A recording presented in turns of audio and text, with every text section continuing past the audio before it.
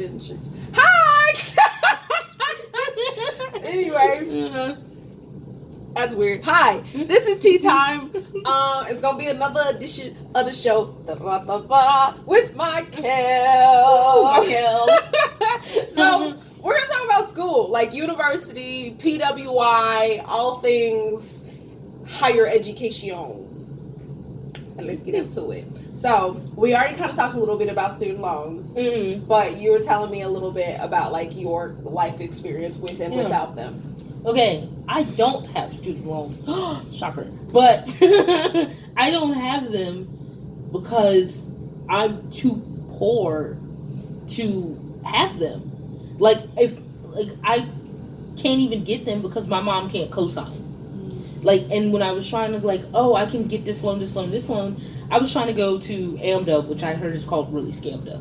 But I was trying to go there as where is that? That's in California. Okay. Yeah, and I was trying to go there, and I was like, this should be fun. I'm going to be a theater major. I'm going to live my life. And they were like, hey, we gave you a little scholarship. And I was like, cool. And they were like, but to cover the rest of it, you need, loans. And you need a cosigner.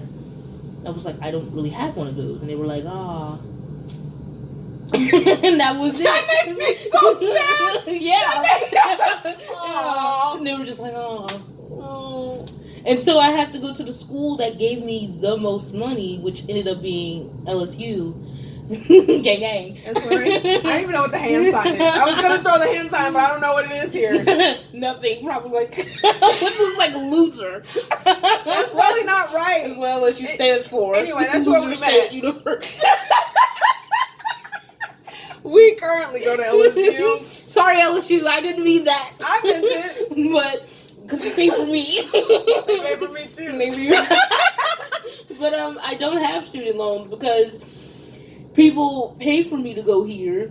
I feel like that's another story. But if I didn't get paid to come here, I wouldn't be able to go to college. Yeah. So when people are like, well, I don't see why you can't pay your student loans, I paid them. It's like, were you really at the bottom? Do you really from the perspective of all of America. Yeah. You might have felt you were at the bottom. You may have struggled a few times. You may not have known where, your next meal going have came from, within, in a month. But have you really been down there to know, how people live daily? Student loans for some, that's, it's crippling. They can't move on. Even in college, they have to drop out with these student loans because they have to work 3, 4, 5 jobs to just pay off the first month. And they're like, well, you can not pay off till you graduate. And it's well, I don't have a guaranteed job just because I have this degree. So student loans are still crippling. You're working to pay off something you've already done. And it's just heavy and you just feel nothing. Yeah. So I don't know. It's very I don't think it's very complicated at all. I think school should be free. At least higher education should be free so that people, if they feel like they can go to college, because also there's this push to go to college. What if they don't feel like it? You wouldn't have all these student loans if you didn't tell these people they had to go. That's real. And had shown them that there was another way. Yeah. My background is that I went to Texas A&M for my undergrad, University of Chicago for my master's degree. I'm currently getting my PhD at LSU. This is the only degree that I am not going or haven't gone into debt for. Mm-hmm. And it's just a vastly different experience. Those student loans used to motivate me so much because I'd be like, I'm going to have a good time. I'm going to learn what I need to learn because this is expensive. And I thought I needed that. And then I got into this degree and I was like, no, I don't. I don't need that to drive me. In fact, having the breath, the space to breathe is incredible. Not having to financially worry gives you more time to study, give you more time to even focus on what you want to focus on. Yeah. And in regards to the student loan thing that you were talking about, I had, I guess, pretty much the opposite experience where my mom made too much. So she made too much for me to get financial aid that I didn't have to like sign away my future for, but not enough to be able to like pay for my, because they're like, oh, she makes this much, she can pay for your school essentially. And it's like, no, because they don't ask you anything about your mama's bills. Yeah, they don't. They don't care. They just want to know what she makes. And it's like, that's not enough information for you to determine whether or not she can actually be financially like helpful in a significant way. So I ended up getting student loan. Like, my mom made enough for me to co-sign my life away, but it was still your life. It was still mine. And you look at it, and I look back on my degrees, and I love my experiences, but I feel like I shouldn't have had to go into, like, I went into so much anxiety the summer I turned like 22, like right after I had graduated college, because I was just like, they're astronomical. The number of like the debt that I have is the kind of like, if somebody was offering a lottery ticket with that much money, I'd be like, oh my God, that's amazing. I could change my life. Like, the number is inconceivable. And it keeps going, despite you paying. Absolutely. And I did. So there was this time period where I was like, okay, I'm stressed out about it, so let me handle it. And I like really was trying to knock them down.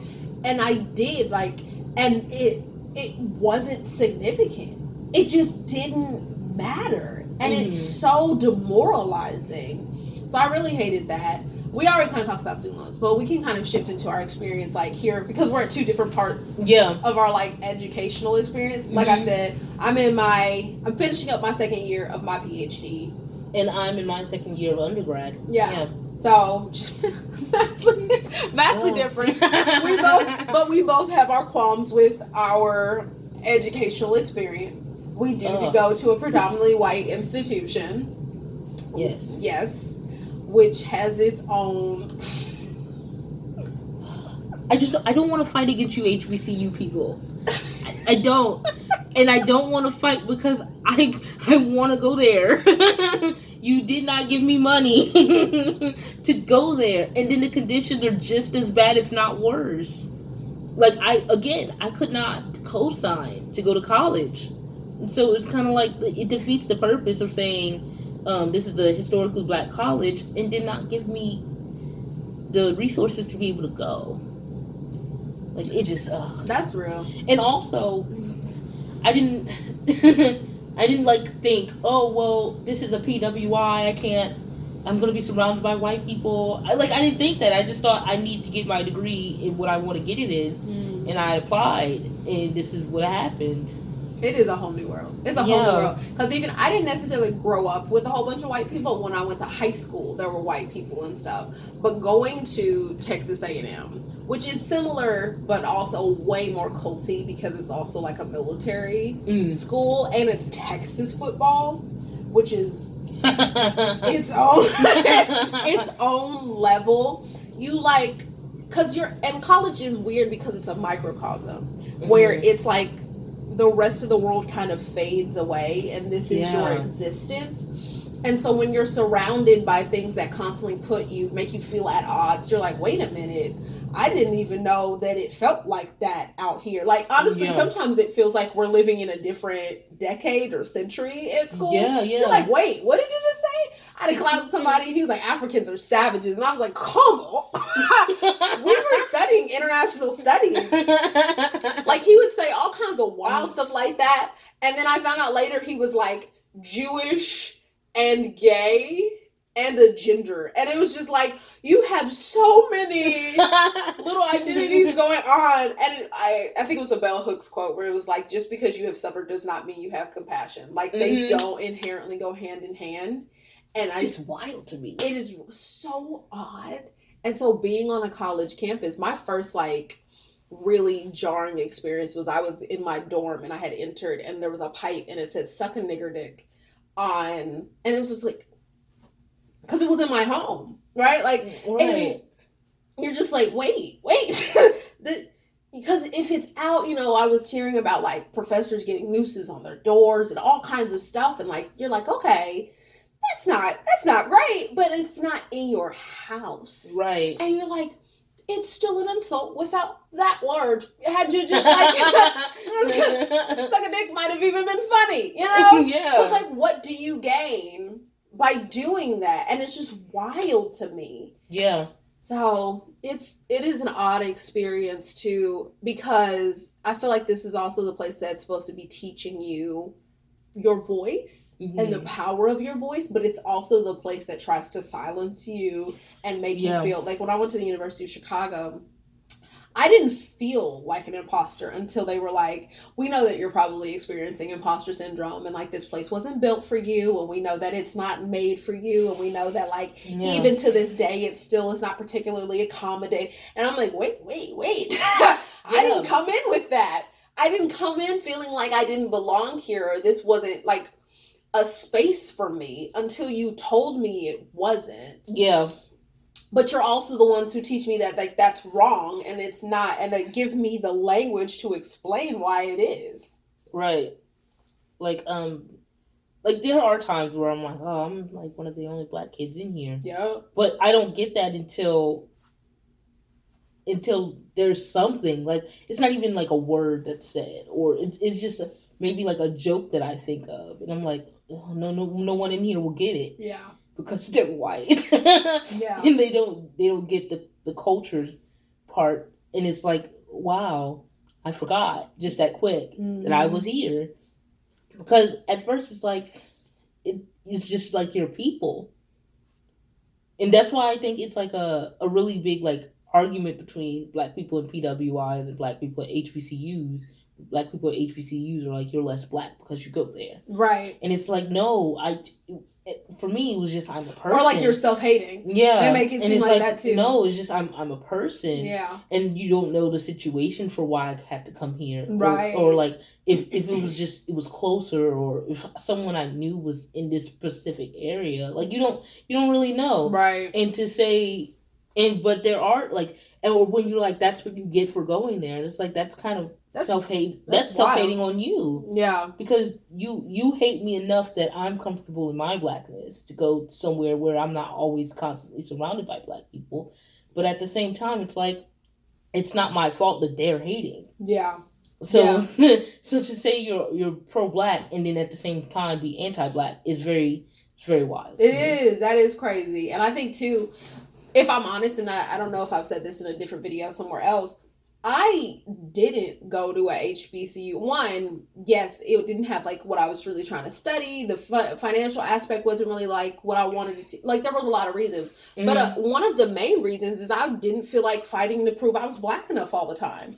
Like, and it was the cousins who did go to HBCUs who I was constantly like, oh my God, like, oh my gosh, I don't want to sit here and argue with you about whether or not it's black enough, because I don't know everything that W.B. Du Bois wrote, or like, or every episode of Martin, or like, because the first off, the finish line is always moving, right? Because what black is, does, and looks like changes. Used to be like on a decade to decade basis, but now it changes like month to month, depending on what Black Twitter is like feeling at this time. That's so true. So, you don't know this song, you ain't black. And I'm just like, I'm not gonna do it. And it didn't feel, to be honest, HBCUs didn't feel hospitable to me. It did not feel inviting. What I will say though is I did get baited into Texas A&M because they were like, hey, you're black and you're doing well in school. You want to come visit with these other black people who are doing well in school? Yeah. And they like carted us all up there, and they showed us the other black people, and it was like, oh, they're here. And then you got there and they were not. No. They weren't. No. It's even worse the higher up I've gotten in education. Like, there was 120 of us at the University of Chicago in that program. There was 2 black people. That's it. So the day that we were in class and they were like, this white woman was lecturing us about like blackness in France Fanon, she wasn't even like in my row. So I couldn't like look and be like, you know how sometimes we'll be like, I couldn't even do that, you know? And so not having that was like really rough for me, because I was coming into this space of myself where I think at some point as a black person, you either kind of like, it just becomes innate, or you have to redefine it for yourself. And I was in that time where I was like, okay, well, what does this mean for me? Like, how do I wear this? How do I do it? How does it work its way into my art and into like how I speak and how I move? And then what else has also been like really tough is, one, I have not had a lot of black professors in my life. I have not. And it's usually white people who are teaching me black topics. Like African American literature was taught to me by a white man, and all kinds of stuff like that. And then another thing that I'm having a hard time with too is that all of the African American black study stuff is just relegated to its own little corner. Yes. Of academia. Yeah. Like it's just like, okay, here's your African studies. Wait a minute. what?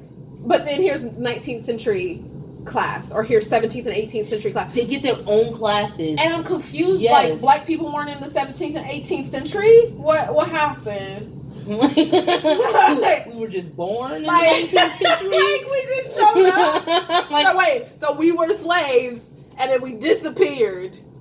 And now we're here. Then we have to fight for freedom. What?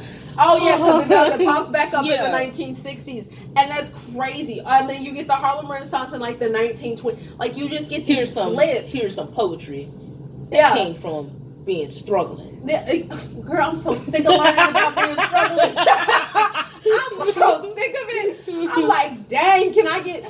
That's another thing I had to bring up in class. I was like, excuse me, can someone explain to me why y'all are so hell-bent on only teaching black trauma? Yeah. And I know the answer. The answer is because you want to teach the other white people in the room that black people have feelings. And it's like, no, you're teaching black people have one feeling. Which is sadness. Or anger. And then you're teaching them that, first off, there's been studies done that if you show that a group of people only experience like sadness and anger, people think that they're just used to it, so they don't need to be consoled or helped or fixed, because it's like, oh, well, black people are used to suffering, and it's like, no. So there are new black people born. Listen, and then there's just all this trauma, and I had to say, I was like, I feel like on the way to trying to like shock white people, y'all electrocute black people because they constantly re-traumatize us. Through black people and then hits the white people. And like, constantly, at least change one person. Right? Like I had to watch a whole bunch of documentaries where folks were swinging from trees and shit, and it was like, wait a minute, where is my trigger warning? But then you got to the like woman feminist section of it with white women and stuff, and it was like, okay, so there's like an abortion in this, there's a miscarriage in this, like if anyone's uncomfortable, then y'all need to wait. I didn't get that at all. I didn't get this at all. But you gonna make me watch y'all shoot my leaders every and I'm like, wait. Every February we have to learn about Martin Luther King's death. Everybody. She made me watch a documentary where they were talking about interstates in Atlanta being purposely created to separate white and black people based on like their economic status and stuff. And the whole movie is about the whole world pretty much being built to like screw me over.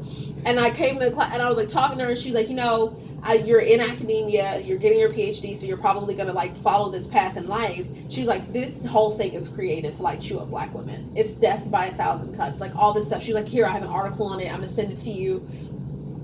Wait. I don't, cause you need some sense of naivete. Like I get that you want me to see. It's a white woman who's giving me all this stuff, by the way. Like obviously she wants me to like be prepared that this life is not going to be easy. But at the same point, I think people forget, specifically white liberal educators, I think that they forget that you need a certain level of like, I can be the change, and it's going to be different, and it's not going to treat me like that. And like and it's to the point that it's almost like a fetishization. Like they want to talk so deeply about how bad things are for you as a person of color, as a woman of color in these spaces. And also, what bothers me is their inability to and lack of follow through with changing the spaces that they're in. Yeah. Like you'll give me an article about how bad the space is, but what did you do to fix it? Yeah. Like, I think that's the worst. Like, I wouldn't have known about it if you didn't tell me. But also, now that you told me, and I'm constantly seeing it, I want to see differently. Right. Like, it's not like this. Like, of course, I felt it. It was like, oh, something doesn't feel right. But at that point, it was just something wasn't feel right. Yeah. It wasn't. it's because you're black that it doesn't feel right. Right. You know? Yeah, 100%. Like, I'm so sick of lily white syllabi. Like, I'm so sick of everything in every class, except like 1 week. I'm taking this theory of theater class right now, and 1 week was like Asian theater. 1 week, which we skipped, was African theater. Everything else was white. And I'm just like, that's not okay. At all. That's not okay. And they know it's not. Because they bring it up. They'll be like, it's so unacceptable how in spaces, like, there's not enough people of color, black people, women of color, queer people, da da da da da da da da da. Now, queer people isn't as hard in, like, because I'm doing theater. Mm-hmm. So that one is not as marginalized as it is in other departments. Mm-hmm. Like, I couldn't even really imagine being, like, a STEM major. Because at least in theater, you're at least taught that you bring your whole self into a space. Yeah. And that it's inhumane and unethical for you to have to, like, cut yourself up into, like, agreeable pieces. It's not like that in STEM. Though, I do think that STEM does have a benefit because you were talking about, like, having to see it. Yeah. Right? And James Baldwin who says, like, if you're aware and black in America, then you're going to be pissed off, essentially.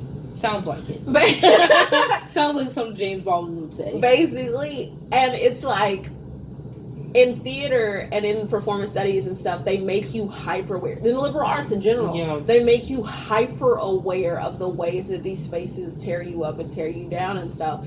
And I feel like it doesn't really happen like that in STEM. Like, your job is just to do your work, and you still have to deal with it. Yeah.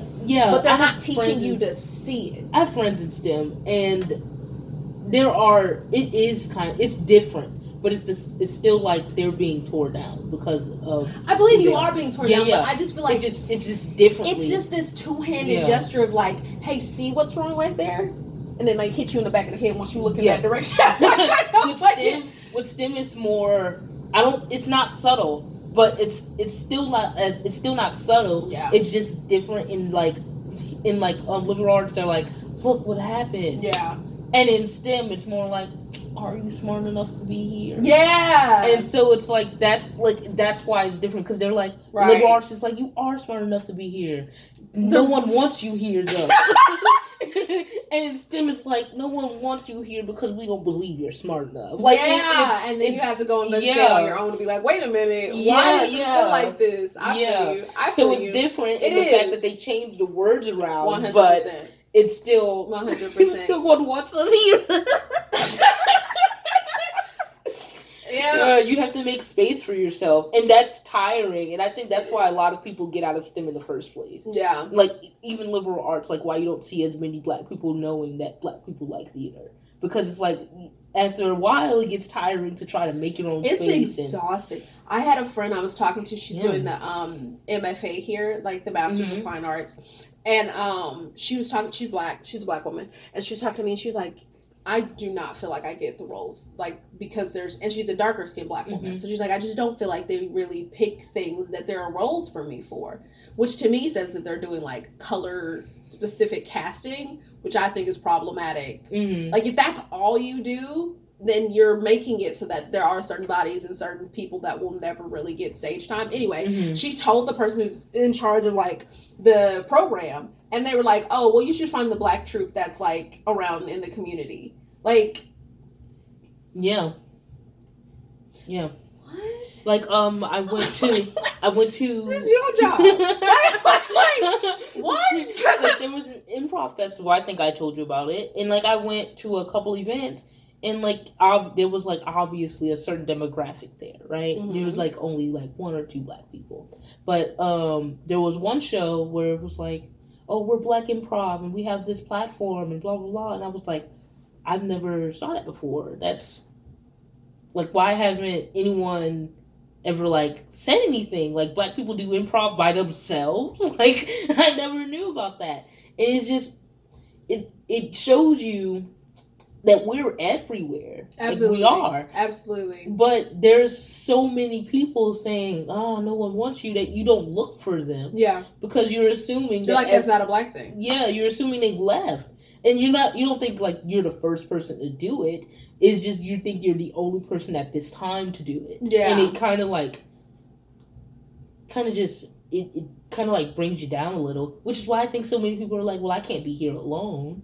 I need to have people with me. Yeah. And so they do things that are typical, like there are a lot of black people in nursing right now.